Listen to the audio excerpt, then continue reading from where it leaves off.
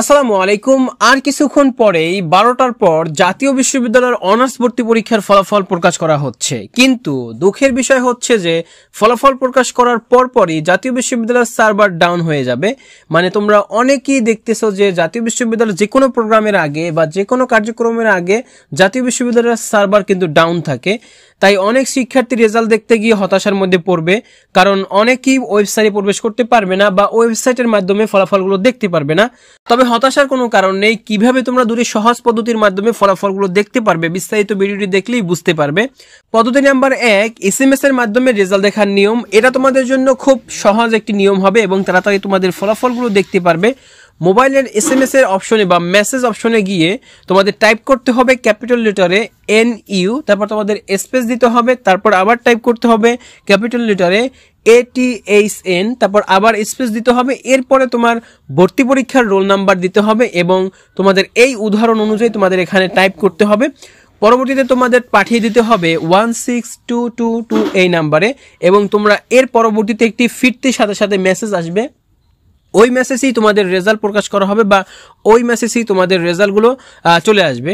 SMS এর charge জন্য বা এই SMS টি পাঠানোর জন্য তোমাদের 2 টাকা 66 পয়সা কাটতে পারে বা এখানে কেটে নিবে। পরবর্তীতে একটি পদ্ধতি হচ্ছে ওয়েবসাইটের মাধ্যমে তোমাদের রেজাল্ট দেখার নিয়ম।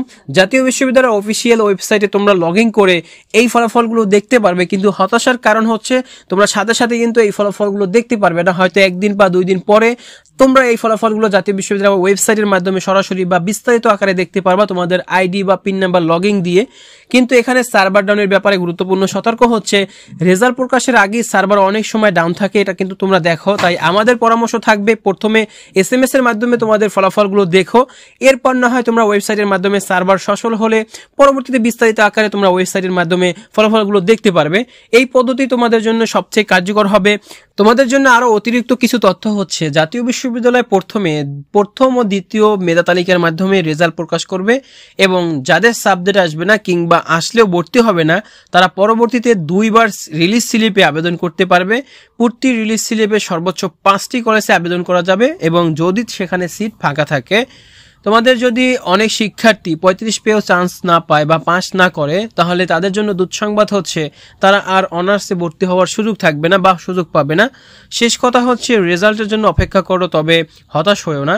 কিভাবে রেজাল্ট দেখবে, কেমনি রেজাল্ট দেখবে, তোমাদের জন্য আমি সাজেশন দিয়েছি, সেই অনুযায়ী ফলো করলে তোমরা সহজেই রেজাল্টগুলো দেখতে পারবে।